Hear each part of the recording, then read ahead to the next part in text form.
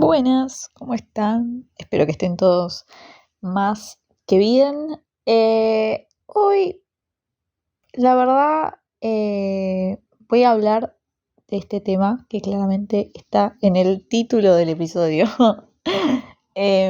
Porque hasta ahora, recién encima me puse a ver si, porque esto pasa, ¿no? Que voy hablando tanto que me voy olvidando de qué es lo que hablé en el podcast. Entonces me puse a ver todos los episodios, a ver, en base al título yo más o menos me voy haciendo una idea de qué es lo que hablé. Y no lo hice hasta ahora. Y nada, o sea, el episodio anterior lo subí el 2 de junio. Y yo la verdad es como que no tengo tan presente las fechas o cosas así medio relacionadas, o sea, en este caso es el mes del orgullo LGBT más. eh, y la verdad es como que el año pasado no lo hice, lo podría haber hecho, pero la verdad es que no me acuerdo qué era lo que estaba pasando en junio del año pasado, como para decir, bueno, no lo hice por esto, porque siempre se habla todos los meses de justamente el mes del orgullo y cómo las marcas usan eso para hacer promoción, para hacer publicidad y etcétera, y se ponen los colores y después en realidad salen casos de, no sé, que dentro de la misma empresa discriminan o cosas así. Entonces siempre se termina hablando de, por alguna razón, del mes del orgullo. Y dije, bueno, yo honestamente nunca hablé de este tema. Quizás en algún episodio lo pasé por arriba, pero la verdad es que no me acuerdo. Y dije, bueno, hoy voy a hablar de esto porque siento que en algún momento lo tengo que hacer. Entonces, lo voy a hacer hoy. Como bien venía diciendo, este es el mes del orgullo LGBT más. Eh, y tengo ganas de hablar de cómo fue mi vida respecto a este tema. Porque, no sé, yo sé que hoy quizás, o sea, igual esto me sale pensarlo de esta forma, pero porque es lo que a mí me pasa. Como yo no tengo un conflicto con el tema y por suerte tengo familiares que no les genera un conflicto, o sea que yo no tengo conflicto con familiares por este tema, entonces como que dentro de todo, respecto a este tema, mi vida es bastante tranquila, pero sé que hay gente que aunque uno o sea, no lo tenga tan presente, quizás hay gente que la está pasando mal, quizás hay gente que no sé, está como medio en el momento de la confusión, que medio que no sabes si es así, y medio que quizás por momentos decís, no, quizás es una etapa, y después pasan los años y no era una etapa, pero puedes estar en cualquier momento del descubrimiento de tu orientación sexual, y no sé, hay gente que yo estoy igual, ahora ya voy a llegar a todo este tema, pero hay gente que realmente se ve afectada por la familia. Quizás decirlo en voz alta, o sea, no sé, a los padres que es homosexual o que se siente eh, de un género que no es el que le asignaron al nacer o lo que sea, le genera un conflicto, le genera problemas en la casa. Y mismo, porque esto es lo que a mí me pasaba, cuando vos no decís tu orientación sexual o lo que sea y lo tenés como bastante escondido, eh, y te pasa que en tu casa hacen chistes homofóbicos o lo que sea, y te genera toda una incomodidad, y eso genera que sea complicada la convivencia, porque eso vos te lo tragas y después toda la bronca que te genera la descargas en otro lado, porque no vas a decir, no, dejen de hacer estos chistes, no sé qué, porque se va a generar toda una situación en la que probablemente uno no se quiera ver involucrado y termine guardándoselo y descargándolo en otro momento, pero voy a hablar de esto, o sea, como dije, yo tengo el privilegio, porque yo la verdad hoy considero que es un privilegio porque sabemos abiertamente que hay gente que ha sufrido mucho solamente por su orientación sexual, que me parece como totalmente absurdo. Entonces les voy a contar cómo fue mi camino dentro de todo esto y qué son las cosas que me pasaron a mí, que hoy, habiendo pasado tanto tiempo, yo lo veo, me río, pero hoy que lo voy a hablar seriamente probablemente no me ría, no me cause gracia, porque no es gracioso. En realidad es lamentable.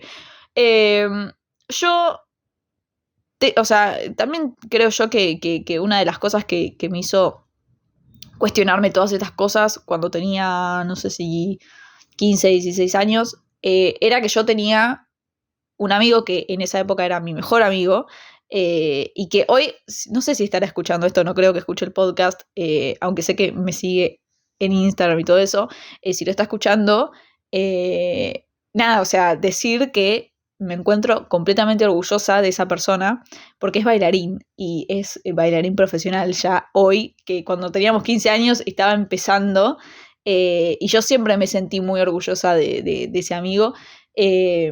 Y como que, nada, hoy ya no sé prácticamente nada de su vida, pero digo, si por casualidad escucha esto, que le mando un besito, y que sepa que estoy muy feliz por él.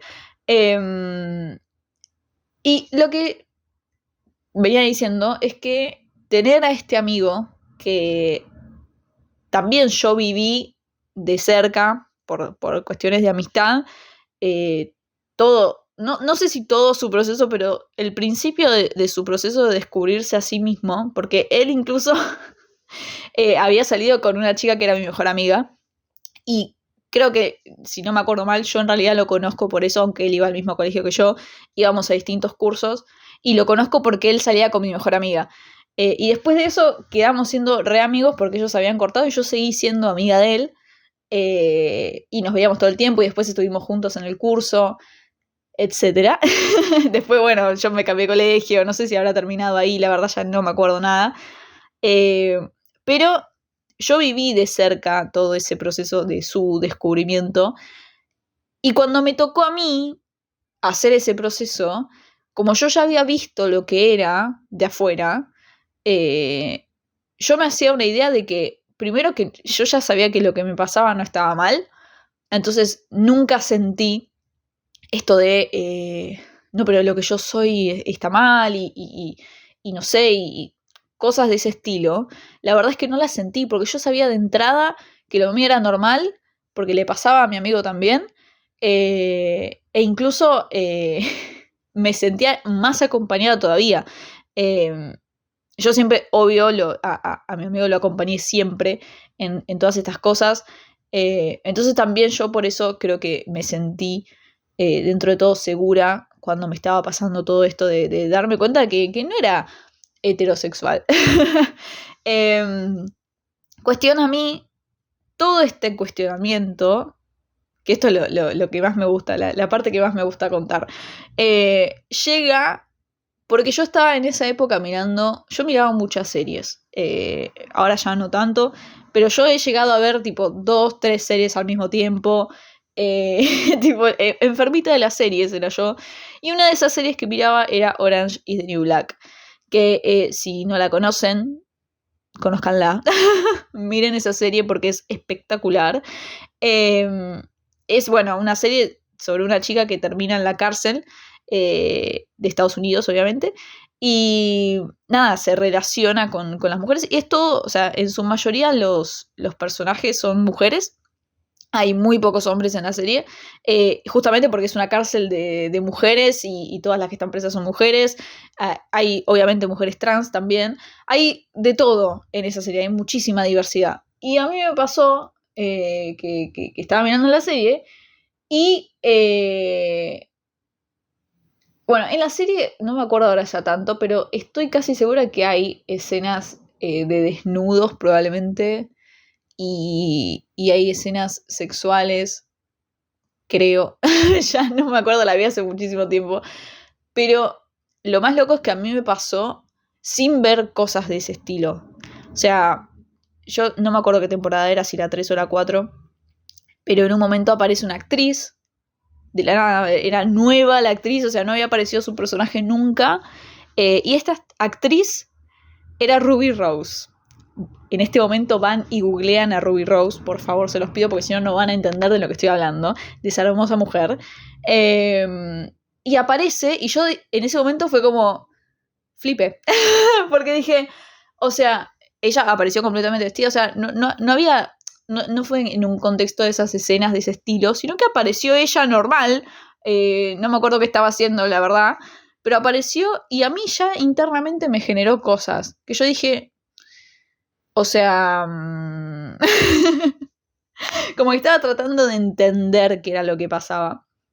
Y fue con Ruby Rose, viendo a Ruby Rose, que por eso, o sea, hago lo marco, porque en esa serie está lleno de mujeres y no me había pasado con ninguna mujer hasta Ruby Rose.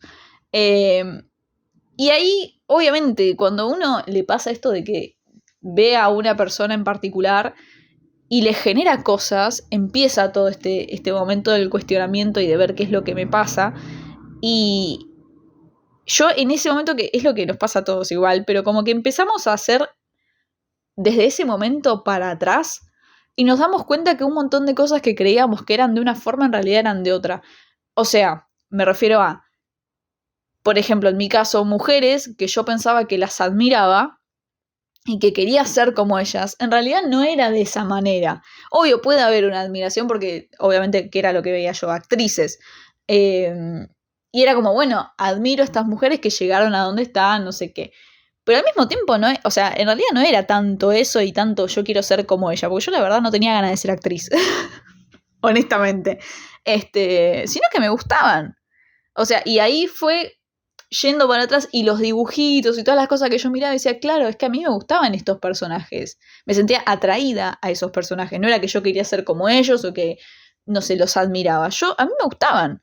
El tema es que, claro, como hay toda una construcción social en torno a esta situación, que vos en realidad sentís eso y lo que la sociedad dice es que no, que vos querés ser como ella, que vos admirás a esa persona y querés ser como ella, no que querés estar con ella o que ella te gusta. O sea, no está, porque nosotros estamos educados de una forma donde, nada, las chicas a mí no me gustan.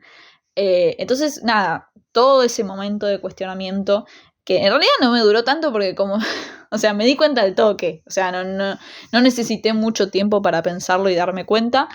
Y cuestión, yo esto se lo había comentado obviamente a ese mejor amigo que nombré antes, y después a los amigos que iba teniendo, pero porque yo creo que en ese momento al principio uno como que lo quiere compartir con el otro, como me acabo de dar cuenta de esto, tipo, y también es como, no asumas que soy algo que no soy, porque me acabo de dar cuenta que en realidad yo no soy todo eso que creí que era, entonces, nada, como que uno tiene la necesidad de compartirlo.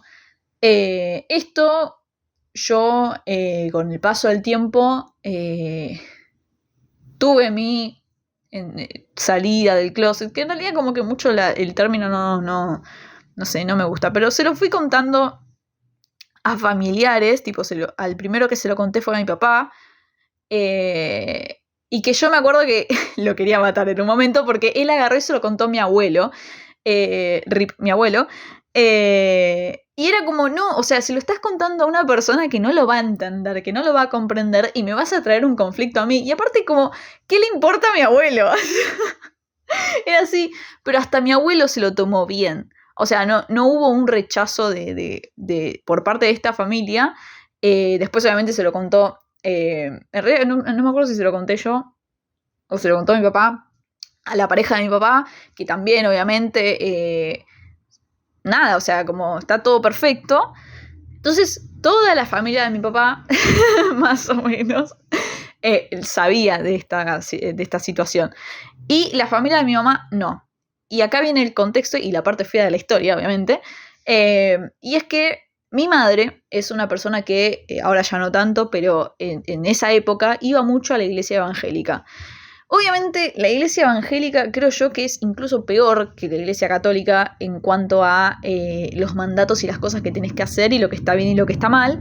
Y a mí, o sea, en ese momento ya no, pero unos años antes a mí me obligaban a ir a esa iglesia. O sea, yo estaba obligada a ir y tenía que ir los sábados a las reuniones de la gente joven, entre comillas, que eran toda gente más grande que yo, que yo ya de entrada notaba cosas que no estaban bien.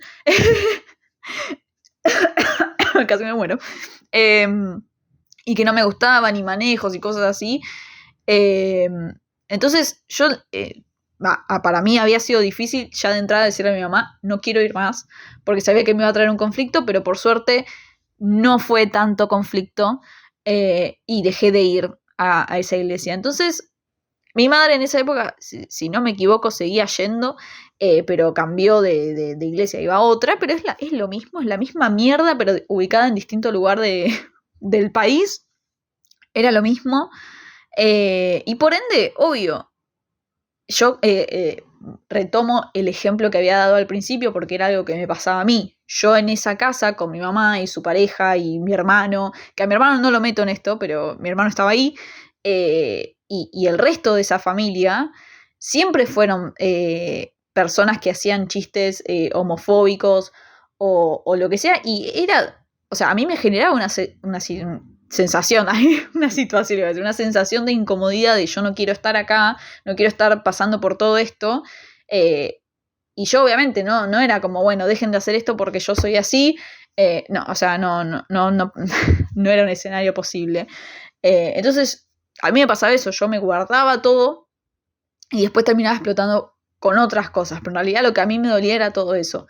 Entonces, yo en realidad me pasa, o sea, en ese momento me pasó lo que creo que le pasa a mucha gente, y es que cuando está esta situación, este momento de salir del closet, como que uno espera encontrar el mejor momento, o sea, el mejor momento para decirlo.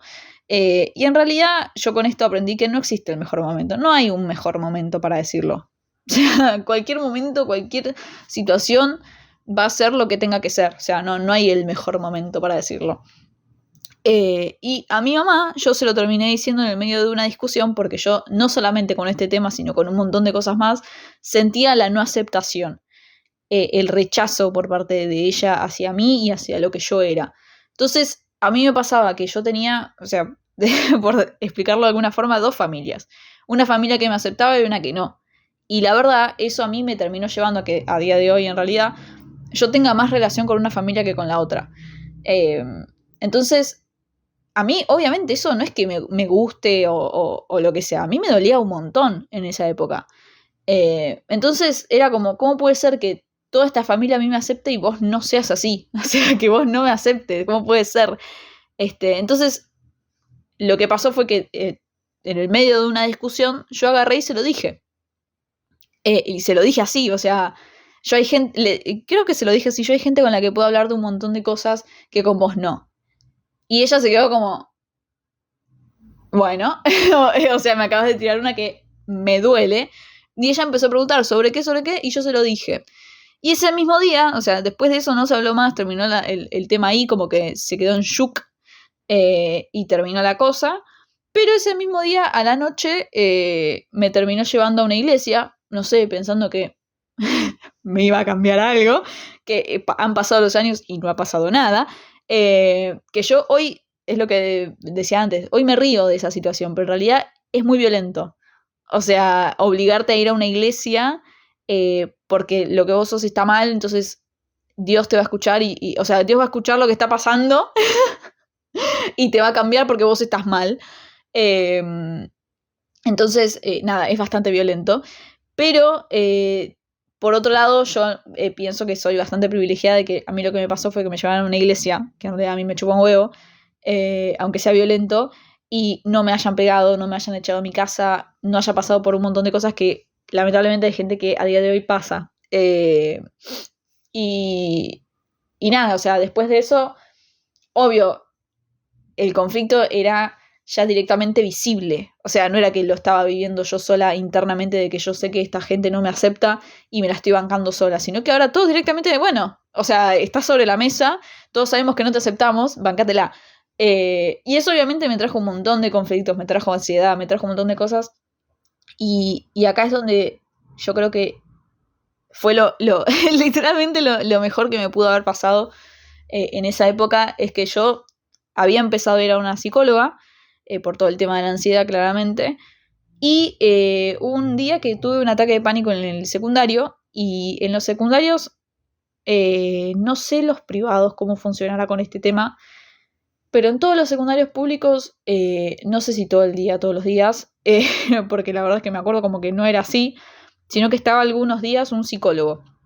Entonces vos podías ir y hablar con él, aunque sea un rato si lo necesitabas y no tenías para pagarte un psicólogo aparte o para ir aparte.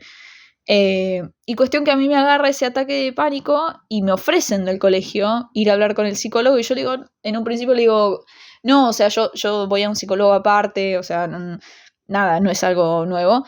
Y quedó, bueno, el psicólogo está. Si querés ir a hablar, anda a hablar. Y nada, yo en ese momento con la que era mi amiga de esa época, se quedó conmigo y me dijo, ¿por qué no vas? O sea, no vas a perder nada, vas a estar ahí, vas a estar 40 minutos hablando más o menos, una hora, y te vas a ir calmando con el tiempo y te vas a poder quedar acá en el colegio porque yo me quería ir. Entonces dije, bueno, y fui. Y literalmente fue lo mejor que me pasó. Ojalá ese psicólogo siga trabajando porque la verdad, en 40 minutos me hizo darme cuenta de un montón de cosas que mi terapeuta, a la cual yo le pagaba y que después se fue de crucero, no era así. Cuestión que, aparte de un montón de cosas que a mí me pasaban respecto a la ansiedad y el estudio y lo que sea, yo le comento esto de mi sexualidad. Y yo en el momento, o sea, como que lo pensé y dije, o sea, estoy hablando de esto con alguien que, como que lo identifiqué que él era homosexual. No sé por qué razón, no sé qué indicio me dio, pero yo en el momento hablando con él, como que sentí eso, noté eso.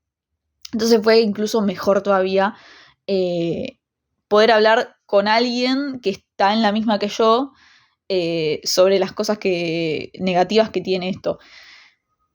O que tenía, por lo menos para mí, para mí esto. Y yo me acuerdo de comentarle toda la situación de qué era lo que pasaba en mi casa. Y él lo dijo de una forma muy simple. Y en el momento lo entendí y dije, tiene razón. Y voy a trabajar para que sea de esa forma. Y es que él me dijo, a nadie le tiene que importar qué es lo que haces vos en tu intimidad. Porque al final la sexualidad es, tu intimidad es lo que haces vos. Por ejemplo, ¿no? Porque uno sabemos que lo puede hacer en cualquier lado, pero en una habitación. Y no, en esa habitación no están ni tus papás, ni tus familiares, ni tus amigos. Estás vos y otra persona. Y a los de afuera no les tiene por qué importar. Y si les afecta, es problema suyo, no tuyo. Porque vos, por como me lo estás diciendo, me dijo, no tenés un problema con tu sexualidad. No hay un problema acá. El problema son los de afuera. Y yo digo, claro, es verdad. O sea, ¿por qué al resto le tiene que importar lo que yo hago? Si es lo que yo hago.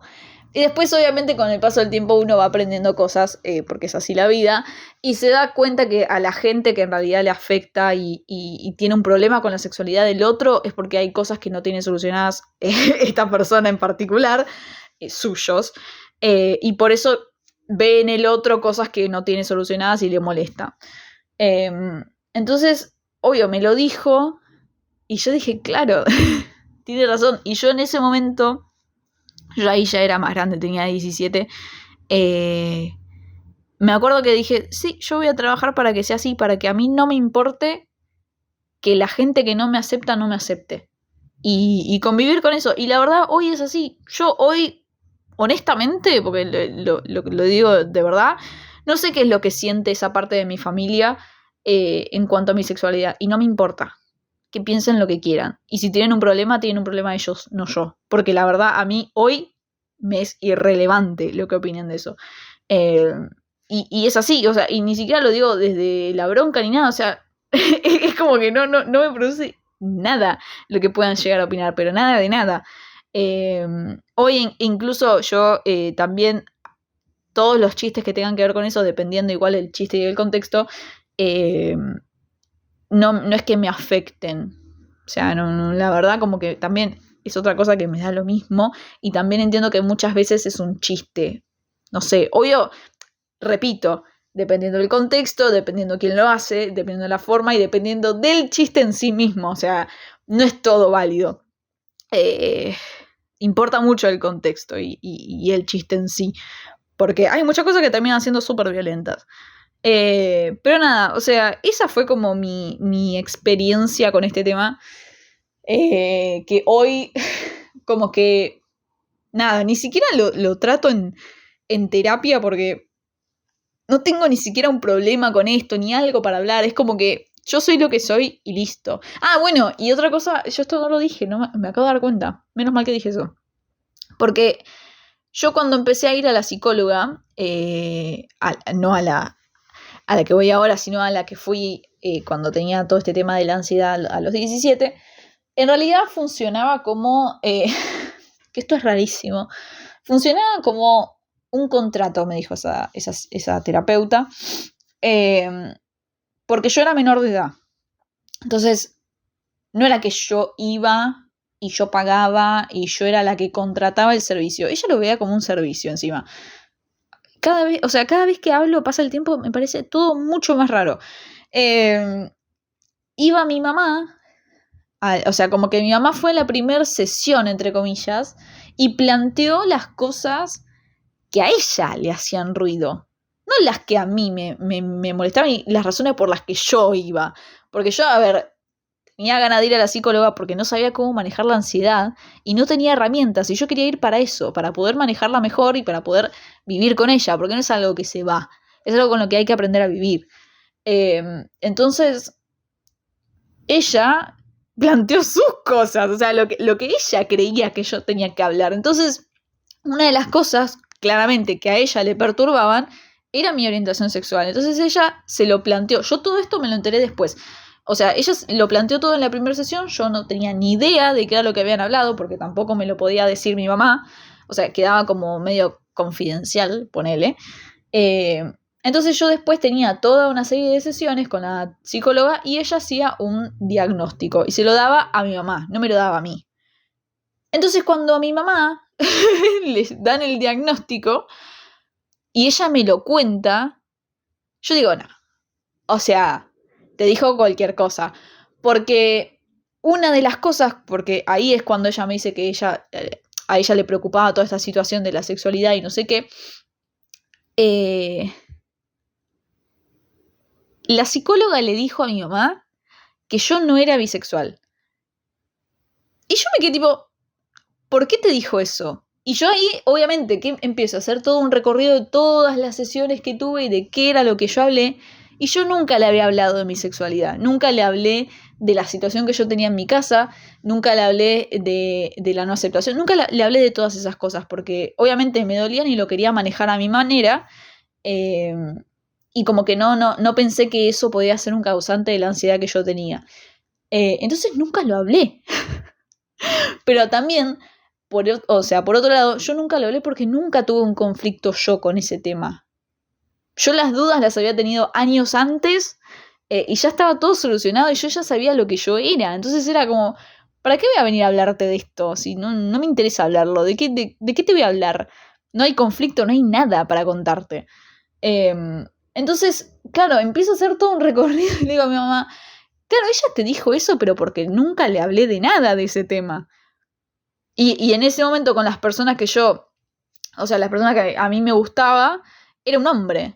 Y ella, de entrada asumió que a mí las mujeres no me gustaban. O sea, ya directamente ni siquiera, ¿por qué presupone literalmente? Y yo le digo a mi mamá, no, o sea, te mintió. Y yo eso después tenía la sesión siguiente y dije, yo no voy a ir más a esta psicóloga porque no tiene sentido. Y aparte porque no tengo ganas de ir a un lugar donde me digan que no soy algo que sí soy y que estoy 100% segura de que soy así. Tipo que me quieran negar lo que soy es una pelotudez. Entonces dije, ¿sabes qué? Metete la plata en el orto. Ojalá te sirva para los tratamientos oncológicos del futuro. Y listo, te vas a cagar. Y nada, yo ya en ese momento por suerte tenía las herramientas que necesitaba para poder manejar la ansiedad y no necesité seguir yendo. Y nada, que se vaya a la mierda. Pero eso era también otra cosa que me había pasado. Pero nada, como que, qué sé yo. No sé, me había olvidado de decirlo, porque también, había sido, nada, como... Es que no me acuerdo si toda esta situación pasó antes de que yo fuera... No, o sea, pasó después de que yo fuera al psicólogo ese del colegio. Así que está bien contado, porque, claro, o sea, o sea, vuelvo para atrás, ¿no? Y digo, yo en esa época dije que yo estaba yendo a una psicóloga, o sea, todavía no la había dejado. Entonces fue después. Y encima de eso, yo después de hablar con el psicólogo del colegio que me dice, a nadie le tiene que importar, solamente te tiene que importar a vos, el resto que la chupen, en otras palabras, dije, bueno, que la chupe la psicóloga, o sea, ¿cómo vas a venir a decir eso? Ay, Dios mío, pero nada, o sea, por otro lado, yo, de igual manera, esa psicóloga, como que estoy agradecida porque las herramientas que me dio en esa época me sirvieron, eh, así que nada, qué sé yo. Pero solamente sirve para eso esa psicóloga, para dar herramientas de qué es lo que hay que hacer cuando tenés un ataque de pánico. Después, nada. Y lo peor es que esa mujer trataba adolescentes. Ay, mamá. Ay, ay, ay. Pero bueno, eso creo que es todo por este episodio, porque yo en realidad venía a contar toda esa anécdota respecto a este tema. Ojalá las personas que estén pasando por cosas feas respecto a esto, eh, nada, que con este episodio se sientan un poco más acompañados, y que sepan que todo va a estar bien. Nada, eso. Como digo siempre, tanto en la descripción de este episodio en Spotify como en la descripción del video en YouTube, están los links a mis redes sociales y hay un link a un cafecito por si quieren aportar para que compre un micrófono, porque es solamente para eso el cafecito. Otra cosa, o sea, obviamente en YouTube a mí me re sirve si le dan like o si comentan en el episodio, que obviamente lo pueden hacer, yo leo todo lo que comentan, así que coméntenme lo que quieran. Y en Spotify hay una opción, para aquellos que me escuchen en Spotify, que pueden calificar el podcast, así que también eso me sirve si le ponen 5 estrellitas, o las que quieran, pero pónganle 5 estrellitas, que me sirve para que Spotify, no sé, mueva el podcast. Así que nada, eso. Para todas aquellas personas LGBT más, les deseo un excelente mes, una excelente vida, en realidad, porque no es solamente este mes, pero bueno. Nada, espero que les haya gustado este episodio y volveré la semana que viene con otro más. Adiós.